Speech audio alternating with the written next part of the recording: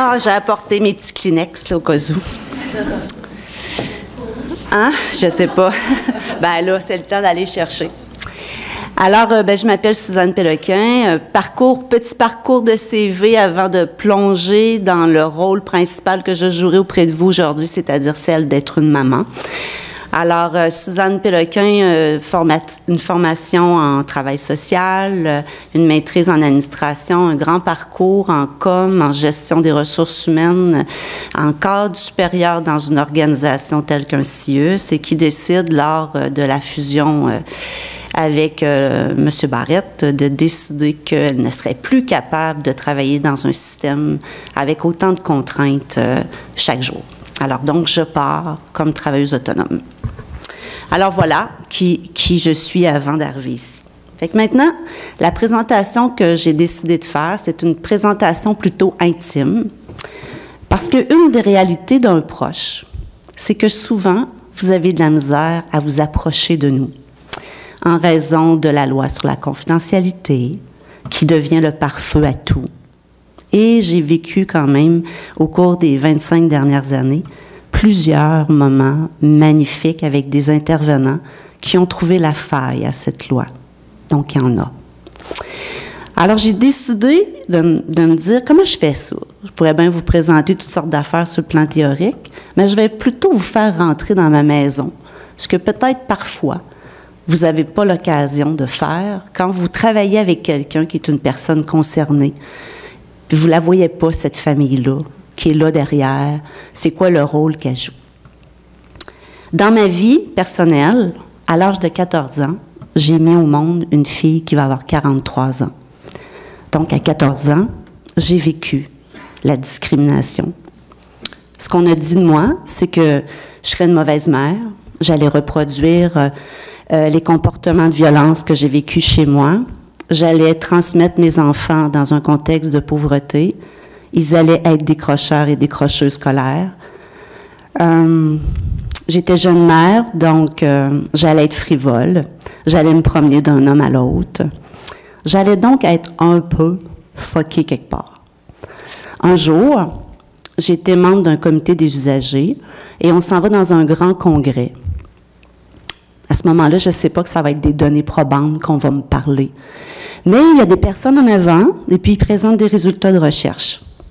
Dans les résultats de recherche, 98% des personnes rencontrées vont donc reproduire la violence, etc.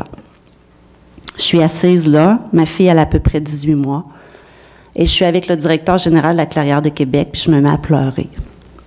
Puis il me dit « Pourquoi tu pleures? » Bien, ça donne quoi?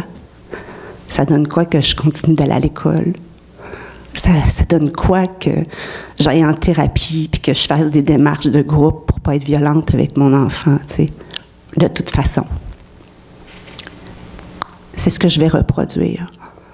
Fait qu'il s'est levé, il est allé au micro, puis il a dit « Vous pourriez me parler de les personnes que vous avez rencontrées dans le cadre de la recherche? » Je ne savais pas que ça allait s'appeler ça, le profil des répondants, tu sais.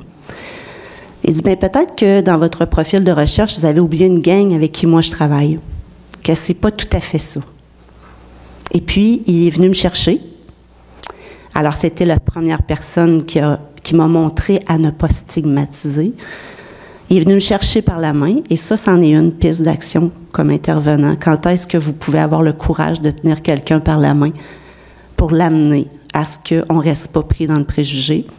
Alors donc, il m'a pris par la main, puis c'était la première fois que j'ai pris la parole devant un micro. Bien sûr, les 5 premières minutes, j'ai pleuré.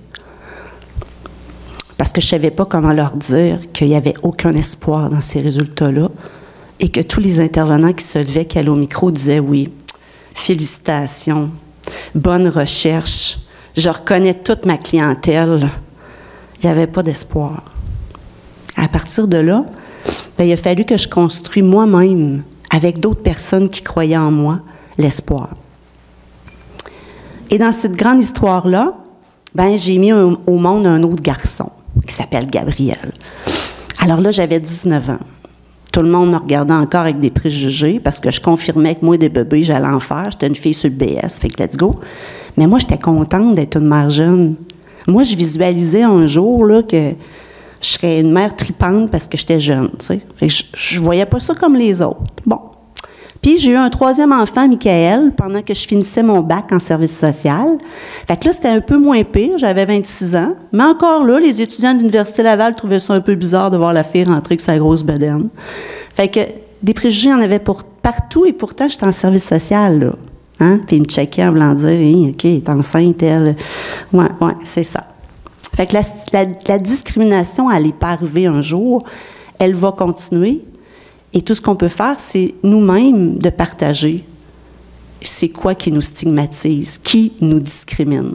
Parce que si je faisais fermer les yeux à tout le monde ici, puis je disais, OK, mettons là, que je te juge pas, là, lequel d'entre vous a eu une relation sexuelle non protégée alors qu'il savait bien qu'il faudrait qu'il mette le condom? Lequel a eu un diagnostic d'herpès, peut-être? Lequel qui a déjà volé quelque chose dans sa coche de sa mère? Tous des comportements qu'on ne voudrait pas lever la main. Mais pourtant, autour d'une bière ou bien arrosée, c'est drôle, c'est ces histoires-là, des fois, qu'on raconte, qui nous fait toutes bien rire. Fait que quelque part, l'auto-stigmatisation, on a beaucoup de prise là-dessus. Alors voilà, maintenant, je prends mon chapeau de maman.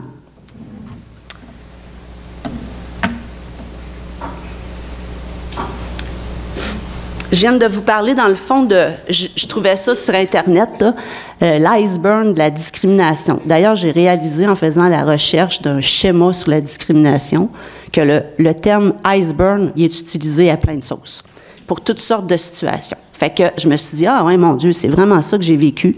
Ça s'est tout passé ou à peu près de même. Fait que c'est pas pire. Ma famille. Fait que je vais vous présenter d'abord ma famille, avant de parler de ce que moi j'ai vécu à travers leur propre vécu. Alors, je vous présente mon beau Gab, qui a les deux doigts en l'air. On voit déjà que c'est un enfant qui est drôle, hein? On voit déjà, là, je veux dire, on peut-tu stigmatiser positivement? Bien, il est drôle, il manque des dents. On a mon petit Michael, il a les yeux vifs, là, il est vivant, puis lui, il voulait toujours qu'on y fasse la coupe-bol, qu'il disait, tu sais. J'ai coupe-bol, ouais, un petit tipette ici, un petit tipette ici, puis un autre tipette là. Ah, OK. Fait que c'était ça quand on allait chez la coiffeuse. Puis, bien, entre les deux, celle qui a émergé de mon grand 14 ans, ma belle Karine, qui est toujours proche de ses frères, qui est très affectueuse, qui est toujours là pour ses frères. Excusez, c'est comme si ça m'énervait d'avoir un écran entre vous et moi. Alors, il y a une famille là-dedans, il y a un papa qui va s'ajouter dans ma vie, qui n'est pas le père de Karine, mais Karine décidera elle-même, sans me demander mon avis, si Christian peut devenir son père. Donc, un jour au téléphone, sans m'en avoir parlé, elle va dire « Veux-tu devenir mon parent? » À ce jour-là, j'ai réalisé que j'aurais pas beaucoup de droits sur ses propres décisions de vie, qu'elle allait enligner sa vie, elle. Alors, Christian a accepté, après que j'ai fait une longue conversation sur mon tabac. Hein? Tu n'auras pas le droit de l'abandonner. Alors, il a maintenu son engagement. Il est toujours son père aujourd'hui. À cette photo ici, bien, on est déjà un couple séparé. Alors, on n'est plus ensemble, on n'est plus un couple du quotidien, mais on reste vraiment une famille très, très unie auprès de nos enfants. Nos enfants n'auront jamais vécu une journée de leur fête sans la présence de leurs deux parents. Et puis, bien, Karine est une grande sœur, fait qu'elle multiplie les occasions d'être en relation affective. Et quand je vous parle que vous connaissez peu les proches, encore moins d'intervenants rencontrent la fratrie. Et je vous dis que les frères et les sœurs, là, ils ont des affaires extraordinaires à raconter. Moi, avec mon beau Gab, check Alice, il est beau. Je veux dire, il faisait craquer les cœurs de toutes les filles, là, ce gars-là. Hein? Checkez-y l'allure, les beaux cheveux bleachés avec les épaules droites de même, joueur de football. Et la mère à côté, un peu hippie ses bords, puis de temps en temps, qui mettait son costume, qui s'attachait les cheveux. Elle savait pas trop qui elle était. Mais on peut voir quand même de moi une maman qui est supportante, qui les prend sous ses épaules, ses enfants, puis qui veut être là, tu sais, qui veut leur faire vivre des vacances. Ça, ici, on est allé l'Anticosti. J'ai dû mettre pendant 50 ans de l'argent de côté pour les amener là.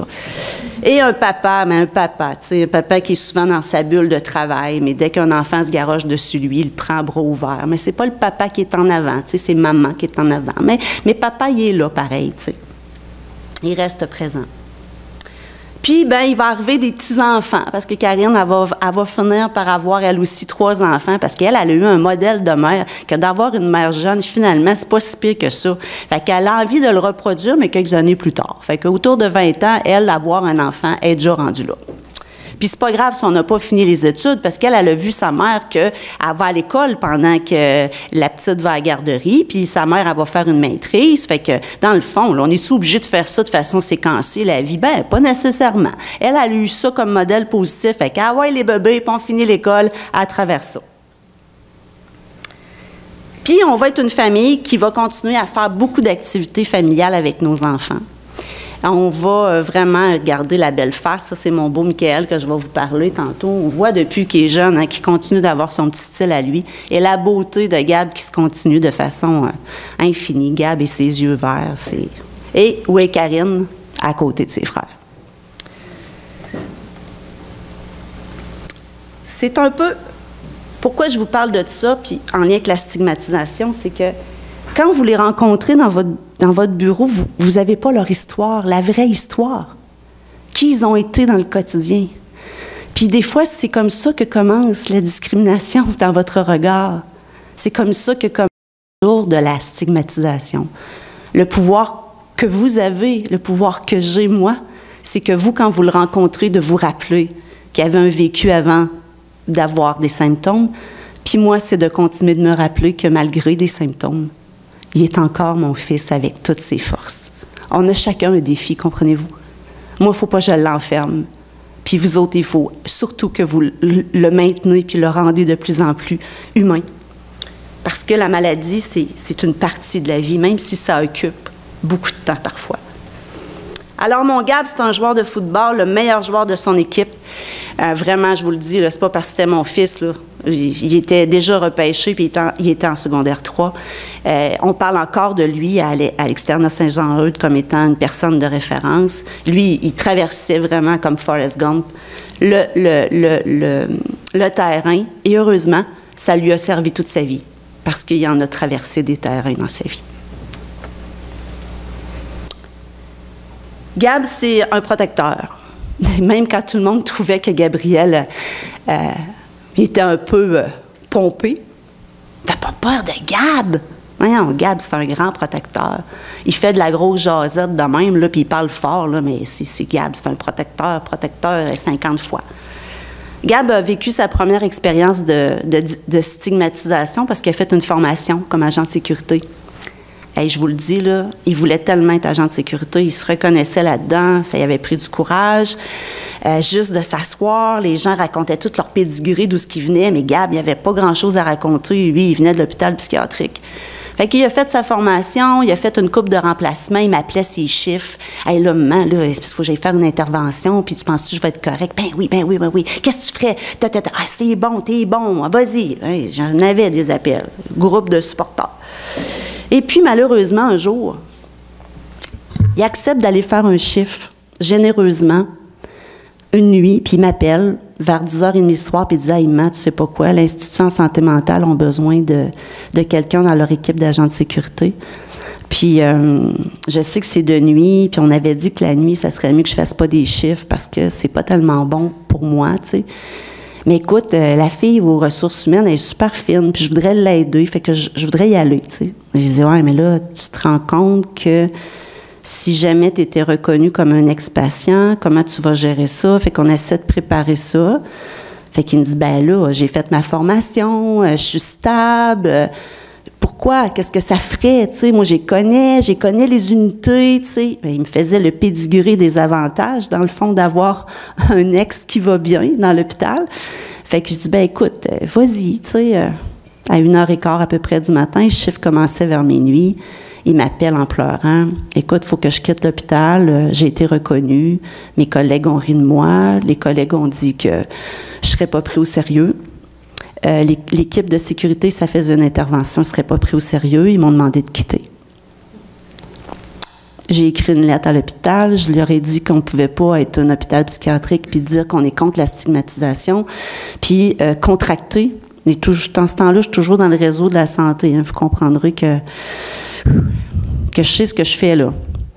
Hein, que je ne l'écris pas juste comme ça, la lettre. Là. Je pèse mes mots, je prends les lois, puis je suis déçue, je suis attristée, je suis fâchée, j'ose pas parce qu'on me filme dire les mots qui se disent pas, parce que ça va mettre juste des bips.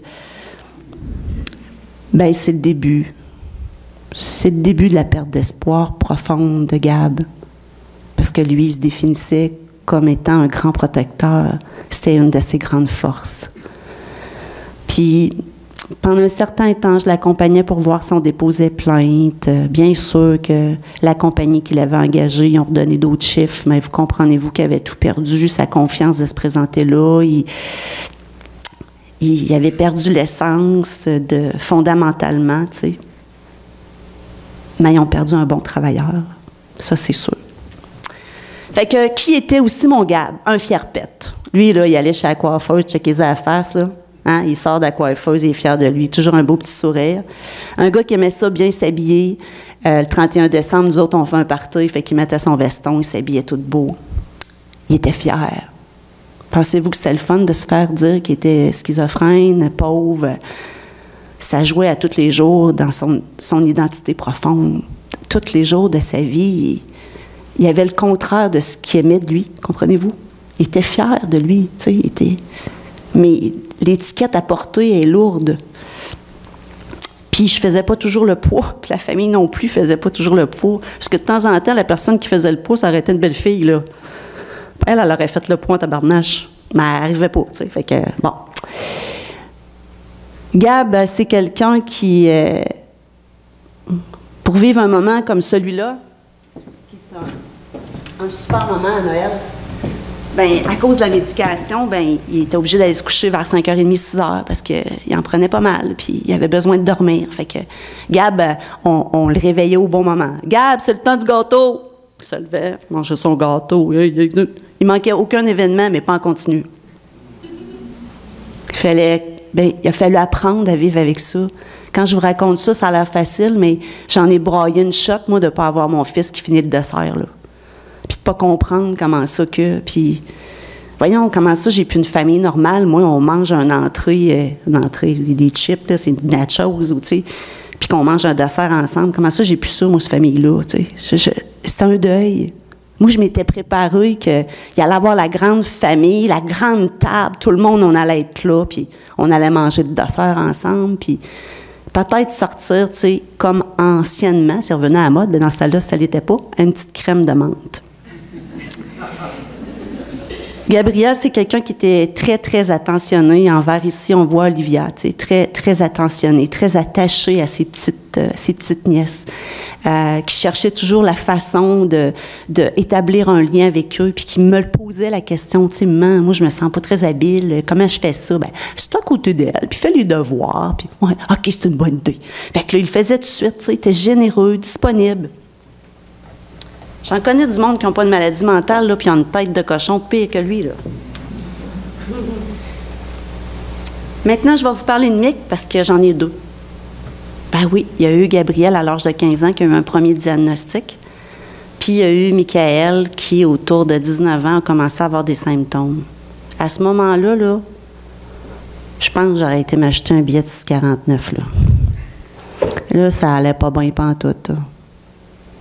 C'est pas tant que j'allais avoir un deuxième enfant dans ma famille avec un diagnostic, c'est que là, j'étais consciente de ce que ça représentait comme souffrance pour un enfant. Puis là, j'étais comme, malheureusement, en train d'anticiper ce qui pourrait arriver pour l'autre. Puis là, ça me jetait à terre. Je savais pas si j'allais avoir le courage d'en soutenir deux. Je savais pas si j'avais été si bonne que ça avec le premier. J'avais pas eu le temps de faire le bilan. J'avais pas eu le temps de me remettre en question tant que ça. Puis des fois, j'étais fatiguée, fait que ça m'arrivait d'avoir un discours stigmatisant. Parce que, à force de le voir rentrer, à vivre des expériences puis des échecs, bien, des fois, moi aussi, ça me tentait de dire « Reste donc chez vous, t'es malade. » Pas parce que je croyais qu'il était malade. Fondamentalement, c'est parce qu'il y avait l'échec qui venait quand il faisait sa sortie extérieure. Puis je m'haïssais quand je me m'entendais avoir un discours comme ça. Des fois, j'étais juste comme fatiguée. Fait que, quand même, forte de ce que j'avais appris avec Gab, ben mon beau mix, c'est un citoyen du monde. Lui, il voulait faire le tour du monde, puis avec son sac à dos, tout le kit, puis il avait commencé à avoir des symptômes.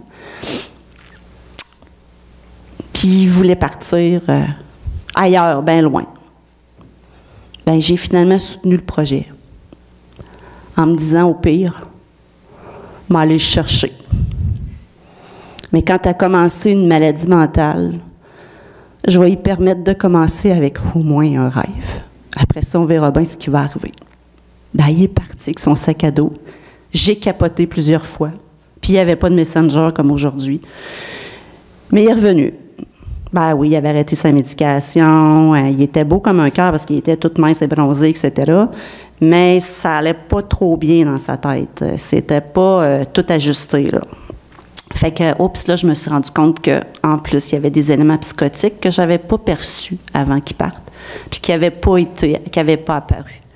Fait que là, ça a été une étape difficile, parce que c'est l'étape où il refuse d'avoir des soins, il ne reconnaît pas la maladie. C'est l'étape où, malheureusement, tu utilises la P38, tu es dépourvu, tu sais, et là, ben, c'est des moments déchirants pour les proches, d'avoir à aller en cours pour dire « mon enfant a besoin de soins ». C'est mal fait. Ceci dit, mon beau Michael, ben, c'est un être très attaché aussi. C'est un bon gamer. C'est pour ça que j'ai mis ça. Fait que lui a toujours gamé. Fait que c'est sûr que si vous le rencontrez, puis qu'il vous dit qu'il game pendant 10 heures par jour, vous allez dire que c'est un trouble obsessif. Mais jeune, il gamait déjà pas mal. Fait que peut-être qu'on peut relativiser ça. Connaître le passé, bien, des fois, c'est de voir est-ce que le gamage est un trouble obsessif ou le gamage est peut-être une alternative, une gestion de l'anxiété, une fuite de la réalité. Hein? Peut-être que le gamage n'est pas juste un autre problème à cocher sur le formulaire d'évaluation, parce qu'il était de même avant. Mais ça, si vous ne la rencontrez pas, sa famille, comment vous pouvez savoir, même à la limite, son gamage, c'est quoi son comportement, quelle sorte de jeu qu'il joue. On apprend des belles affaires là, quand on s'intéresse à nous. Puis dites-moi pas qu'à la loi sur la confidentialité, je vous le dis qu'il y a des stratégies qu'on peut contourner. Alors, bien, toujours la même chose. Mon beau Mick, il est allé finalement à l'université, il a fait un bon bout, c'est un scientifique, la physique quantique, lui, il est pas mal pas pire avancé là-dedans. Puis, c'est quelqu'un qui est très, très proche de l'amitié. Pour lui, les relations d'amitié, c'est incontournable. Et maintenant, il travaille auprès des personnes autistes. Et chaque fois qu'il revient de travailler avec eux, il a enfin l'impression d'avoir rencontré une partie de sa communauté.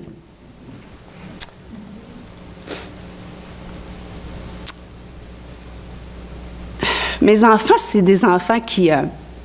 si on veut déstigmatiser, il faut multiplier les occasions de normalisation. Moi, j'ai tout le temps fait ça. Les balles, les ci, les ça, j'ai ni mis de l'argent sur une carte de crédit pour qu'il arrive beau, je peux vous le dire. On ne va pas se présenter là mal à mancher. Tu vas l'avoir, ta fierté, tu vas faire partie du groupe à ta façon, là. Je veux dire, mec, il était yo pendant longtemps, et qui arrivait avec ses culottes yo, là, aux événements. Mais un chandail quand même propre, tu sais. Fait qu'on avait un bon deal, puis ça marchait. Fait qu'à tous les événements possibles, les gars ont été présents. Ça fait que leurs petites nièces ne peuvent pas penser vivre un événement sans oncle. Puis il n'y a pas eu de mauvaise présentation. Puis chez nous, on ne dit pas « Ah ouais, ça c'est mon oncle qui est schizophrène. » Je veux dire, c'est Gab. C'est juste Gab. C'est juste Mick. Fait que ça a comme amené une famille avec une grande capacité d'accueil, une grande capacité de, je dirais même d'empathie. Tiens, chez nous, on pourrait donner la formation sur l'empathie. Ça le permet aussi, Christian, ça a été plus long que moi, je dirais, à accepter que ses fils avaient une maladie mentale, à trouver sa posture, mais ça l'a permis d'établir une relation de boys. Ils ont fini par trouver leur trio de boys. Ils ont fini par trouver qu'est-ce qui faisait sens ensemble. Puis c'était beaucoup à travers les activités. Puis ils fumaient une clope. Fait que dans ma famille, quand tout le monde dit que les fumeurs, parce qu'ils sont stigmatisés fumeurs, que les fumeurs, mon Dieu, c'est fatigant, ça pue, gna, gna, gna. Bon, on sait qu'en général, les personnes concernées par la maladie mentale, il y en a une grosse quantité qui fument. Ben chez nous, Christian les normalise. Et ici, on voit Michael et Gab, on est allés faire une belle commission de mané, puis tu sais, c'est ça. C'est ça la normalisation. Hein? On est assis dans un char, il y a du stock partout, on en rit, on fait des jokes. La maladie n'est pas là à chaque minute. Ah, ça c'est une journée de fête à Gab. Mick ici, sortie spéciale de l'hôpital. Hein? On avait réussi à négocier avec l'hôpital de Trois-Rivières qui laisse sortir pour la fête à Gab. Nous autres, quand il en manquait un événement, ça m'énervait.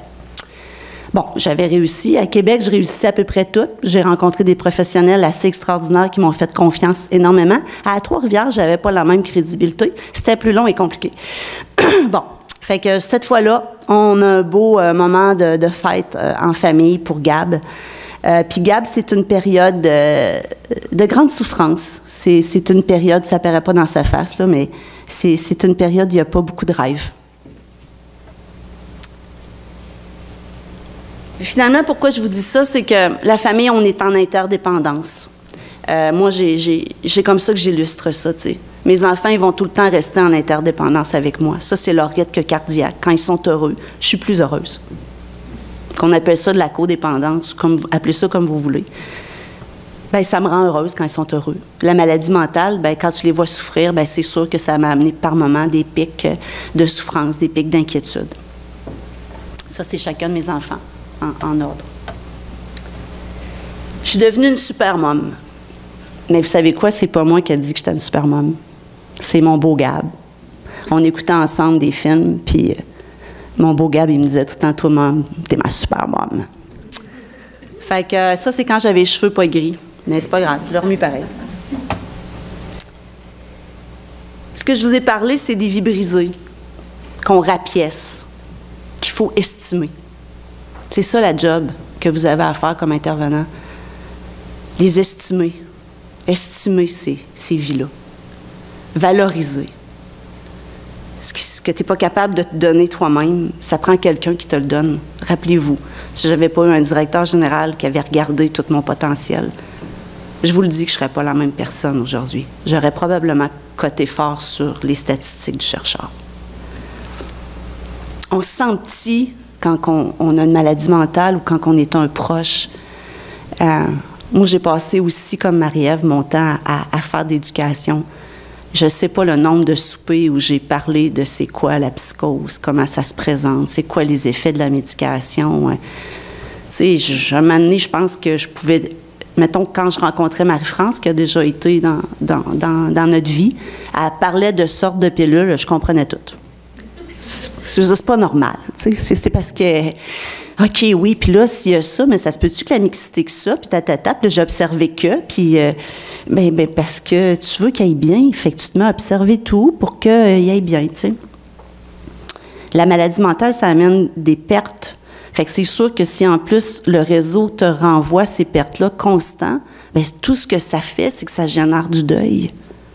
Ça génère, ça ne sera pas possible. Fait qu'il faut faire attention à la manière dont on nomme les choses. Puis, c'est pas parce que, j'en reviens à la confidentialité, il t'a dit, je veux pas que tu parles à ma mère une fois, que c'est pour la vie. Il faut toujours reproposer ça. Tu penses que pour les activités X, Y, Z, ça serait pas bien que ta mère soit là? On pourrait peut-être voir si elle est prête à sortir un 10$ de ses poches. Stratégie. Oh, elle paierait mes activités. Ouais. Donc, là, finalement, on a un petit moment de rencontre à 3. Moi, je vais le sortir, le 10$. Vous le dites. Puis, il y a bien des parents qui vont sortir le 10$. Tantôt, ils nous ont parlé du poids quotidien, de la récurrence, de la chronicité, les états de pauvreté que ça génère. Là, on a ici deux beaux exemples de gens qui n'ont pas parlé de situation de pauvreté, mais une grande majorité vont se retrouver malheureusement dans une situation de pauvreté, d'état de survie. Puis ça n'amène pas une bonne qualité de vie, ça, tu sais. Puis avoir juste un statut de citoyen, c'est bol. Être capable de signer ton bail sans avoir quelqu'un qui contresigne ton bail, tous ces éléments-là, ça stigmatise en bout de ligne. Ça stigmatise. Aller prendre un café au centre-ville, puis qu'en plus, tu as un problème de santé mentale, je vous le dis, il y a des chances d'être arrêté. Tu sais, c'est comme, voyons, ça marche pas, là, il y a quelque chose qui marche pas. Il me reste 5 minutes, Cage. Ah, 5 minutes. Bon, ben écoutez, je passe vite, donc c'est tout ça que ça amène.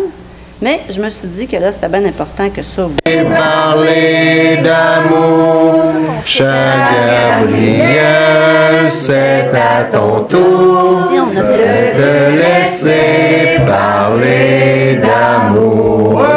Oui! Un vœu. OK.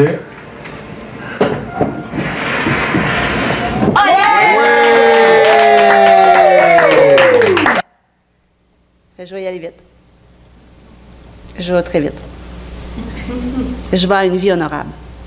Parce que là, malheureusement, je vais voler 5 minutes de votre pause. Comment j'honore la vie, puis comment on fait pour l'honorer? Bien, pour Michael, en ce moment, on a créé des groupes Facebook que lui a créés, qui s'appellent Travail CA Voyage. Là-dedans, c'est pas compliqué, c'est tous ses rêves qu'il a mis au début. Puis nous, ce qu'on fait, c'est qu'on est une gang qui réalise ses rêves. Fait que là, on va partir en croisière. Il a peur de prendre les avions puis tout, mais on fait tout ça. Au pire, il va être ses anxiolytiques à fond. Mais ben, on s'en va toute la gang en croisière, initié par sa sœur. Parce que ben il va le vivre, son voyage, parce qu'on veut revenir là. Parce qu'un jour, on s'était dit qu'on irait ensemble en voyage sac à dos. Fait que là, je dis, là, je vieillis, ciboire, vas-tu finir par le régler? T'as peur des avions parce que tu vas traîner 2 sacs à dos si ça continue, tu sais. C'est des petites façons simples. Ça fait en sorte que chaque jour, comme là, ben, il annonce que finalement, il va ajouter un petit horaire. Puis, ben, on le félicite, puis on est content, puis on est fiers de lui. C'est accompagner nos proches, c'est aussi être confronté à la mort. Je ne sais pas à quel moment, Gabriel, tout a commencé à décliner pour lui. Puis il y a des fois que ça m'arrive de me demander si j'ai contribué ou pas à ça. Mais quand je regarde le fil de sa vie, par exemple, je suis capable de comprendre qu'il y en a eu beaucoup de moments où son espoir... Je me suis fait des petites chandelles d'espoir pour être une porteuse d'espoir en son nom. Où l'espoir, elle a fait vaciller, tu sais. Où il a vécu toutes sortes d'événements qui n'ont pas augmenté sa valeur de vie, son estime de lui-même. Fait que Gabriel, le 19 mars l'an dernier, a fait une tentative de suicide pour certains. Mais nous disons plutôt dans notre famille que Gabriel a utilisé son dernier droit sur sa vie, c'est-à-dire la mort. Est-ce qu'on a été surpris? Pas tant. Est-ce qu'on aurait souhaité autre chose? Assurément. Et lors de cet événement-là, on a décidé de faire un événement hommage à Gabriel, mais aussi aux intervenants qui se sentaient coupables, aux psychiatres qui se demandent s'il a fait la bonne affaire, à ses voisins, ses voisines qui... Comment ça que j'ai pas vu ça? On était 150 personnes. Pendant près de 4 heures de temps, les gens sont venus prendre la parole pour parler de Gabriel. J'ai tout filmé ça. C'est le plus beau film de ma vie.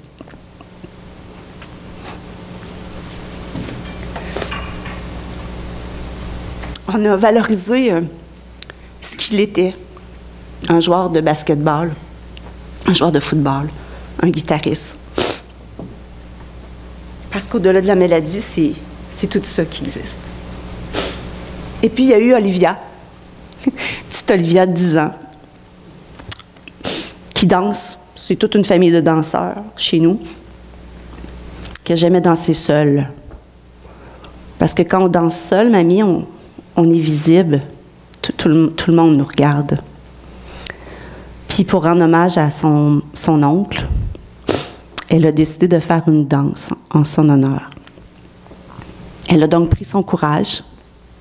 Elle s'est elle-même, elle a refusé l'autostigmatisation. Dans un contexte de vulnérabilité, elle a préparé une danse en l'hommage de Gabriel qu'elle nous a fait. Forte de ça, elle est ressortie convaincue qu'elle était capable de faire des solos. Et elle a décidé de poursuivre son œuvre avec un professeur privé qui a monté une chorégraphie à l'honneur de Gabriel. C'est là-dessus que je vais vous laisser.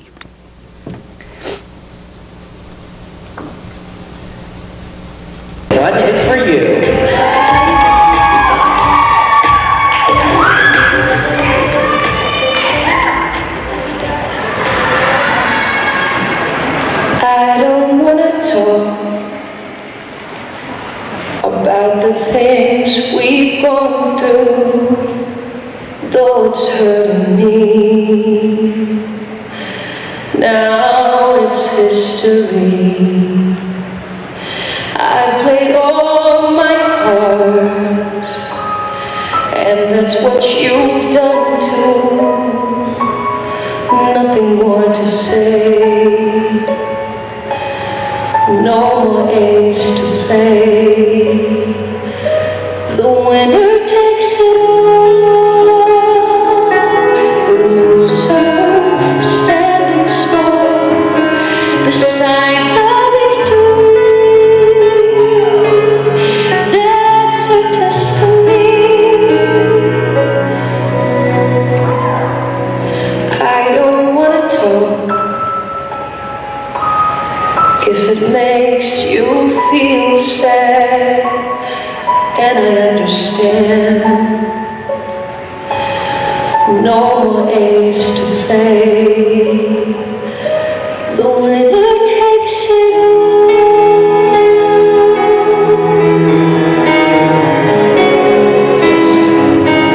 The winner takes it all. The winner takes it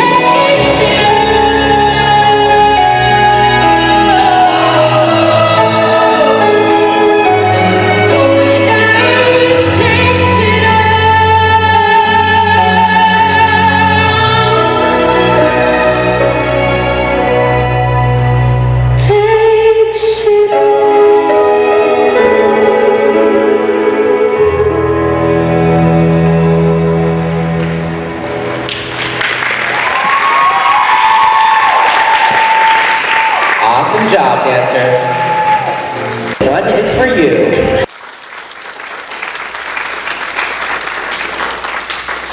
Alors, Olivia a présenté cette danse 6 fois cette année en compétition. Chaque fois, elle gagne un premier prix. Chaque fois, les juges vont la voir pour parler de sa sensibilité. Ce matin, avant de m'en venir ici, je lui ai demandé, après toutes ces expériences-là, ben, pourquoi tu l'as fait, cette danse-là? Puis elle a dit, c'est quoi? C'est à l'honneur de mon oncle. Ben, parce que c'est une personne importante pour moi. Puis aussi, c'est un peu mon deuil. Ça m'aide à faire mon deuil. Parce qu'elle a surmonté tout ça pendant longtemps. Puis c'est un être courageux. Qu'est-ce qu'on doit faire pour éliminer la stigmatisation? On fait juste arrêter de le faire. Parce que c'est une personne comme nous. C'est pas parce qu'il a un problème qu'il faut agir de même. Nous sommes tous différents. Olivia, 11 ans. Merci.